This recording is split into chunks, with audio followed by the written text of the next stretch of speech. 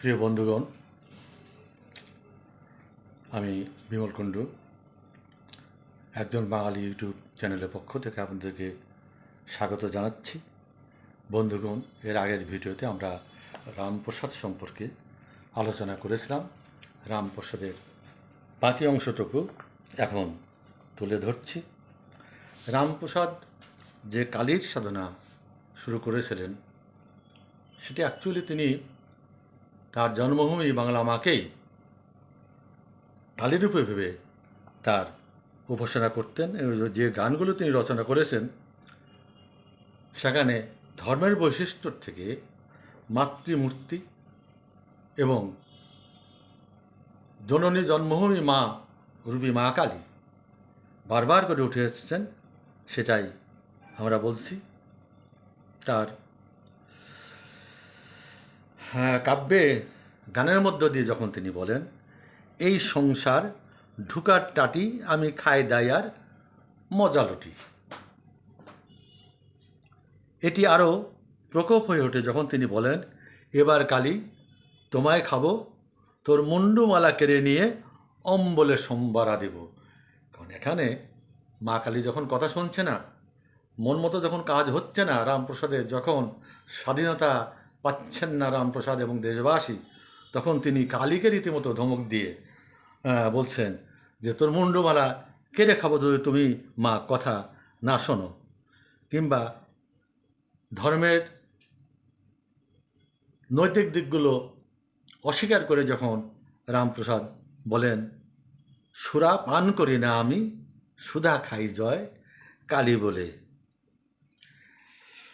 রামপ্রসাদ বলছেন যে আমি মায়ের নাম করে সুধা পান করি, মদ খাই না, অর্থাৎ সুরা খাই না। কবি আবার বলেন, কাশ্মীরে মোর যে কাশি, মায়ের পদতলে পড়ে আছে গয়া গঙ্গা বারাণসী। সেই আবার অভিমানিনী ছেলের মায়ের কাছে ফিরে আসা।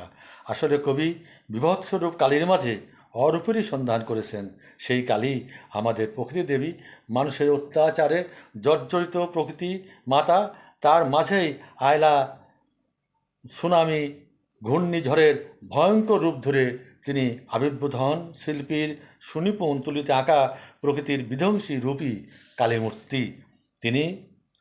মঙ্গলদায়িনী মাতা, আবার দুষ্টের দমনকারিণী, রণং দেহি দেবী দেহি। রামপ্রসাদ পরবর্তী অনেকেই শ্যামাসঙ্গীত রচনা করেছেন, যারা কালীর ভয়ঙ্কর রূপের মাঝে উজ্জ্বল আলোকবর্তিকা দেখেছেন, তারাই সে রূপ বুঝতে পেরেছেন। তাদের মধ্যে অন্যতম আমাদের বিদ্রোহী কবি কাজী নজরুল ইসলাম।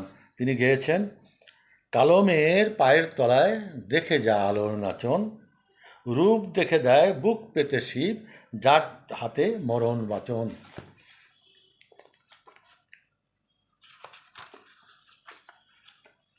আমাদের স্বাধীনতা সংগ্রামে মুক্তিযুদ্ধ উদ্বুদ্ধকরণের একটি উৎস ছিল শ্যামাসঙ্গীত। 69-এর গণ আন্দোলনের সে গণগণের দিনগুলিতে কবিগুরু রবীন্দ্রনাথ ঠাকুরের সেই বিখ্যাত গানটি আমরা কোরাস গেয়েছি। রবীন্দ্রনাথও তার কাব্যে এই কালীরূপী দেশমাতার বন্দনা গান গেয়েছেন কবিতার মধ্য দিয়ে, গানের সুরে সুরে। সেই গানটি হচ্ছে, আজি বাংলাদেশের হৃদয় হতে কখন আপনি তুমি এই অপরূপ রূপে বাহির হলে জননী, ওগো মা তোমায় দেখে দেখে আঁখি না ফিরে, তোমার দুয়ার আজি খুলে গেছে সোনার মন্দিরে, ওগো মা।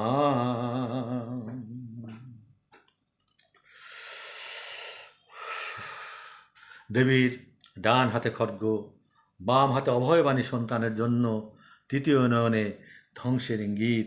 এ হচ্ছে রামপ্রসাদের উপাস্য দেবী, আমাদের বাংলা মায়ের বিধ্বংসী রূপ। স্বাধীনতা চেতনার সঙ্গে আমরা যেন বাঙালি কবি রামপ্রসাদকে কখনো ভুলে না যাই।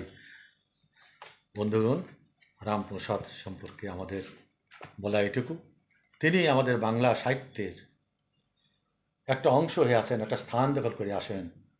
এটা তুলে ধরাই আমাদের মুখ্য উদ্দেশ্য, যাতে আমাদের এই প্রজন্ম এবং পরবর্তী প্রজন্ম রামপ্রসাদের এই অবদানকে বাংলা সাহিত্যে এবং সংস্কৃতিতে তার অবদানকে কখনো অস্বীকার না করেন। সবাইকে ধন্যবাদ।